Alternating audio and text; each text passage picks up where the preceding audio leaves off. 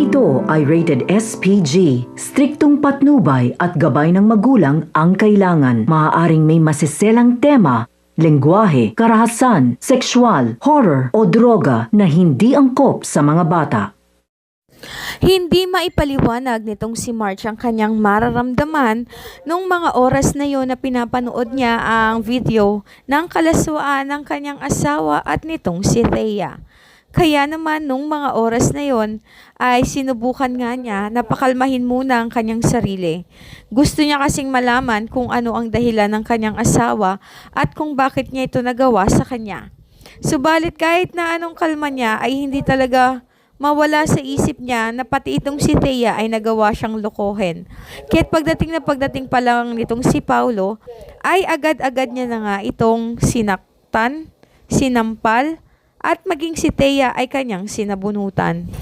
Nagmaang-maangan nga itong si Thea matapos nga siyang awayin nito ngang si March. Subalit wala na nga siyang magawa dahil si March na mismo ang nagsabi nga dito sa harapan nitong si Thea na nabasa niya nga ang kanilang pag-uusap sa conversation na meron sila sa chat at bukod doon ay nakita niya rin ang video ng kalaswaan ng dalawa.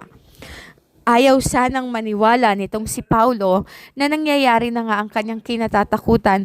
Subalit, heto na nga at alam na ni Marge ang totoo. Sinabi pa niya na nagmamaang-maangan pa itong si Thea, gayong alam niya na ang katotohanan. Umiyak nga itong si Paulo at humingi nga ng tawad dito nga kay Marge sa nagawa niyang kasalanan. Subalit hindi na magawa nitong si Marge na muling tanggapin sa buhay niya itong si Paulo dahil sa totoo lang ay pinagmukha siyang tanga ng mga ito, paranoid at nababaliw na.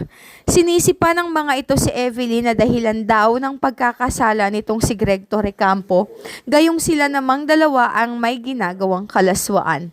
Hindi tuloy maipaliwanag ni Marge ang kanyang mararamdaman sa kanyang sariling asawa at dito kay Thea na pinagmukha siyang masama at hindi nararapat sa mga Torrecampo.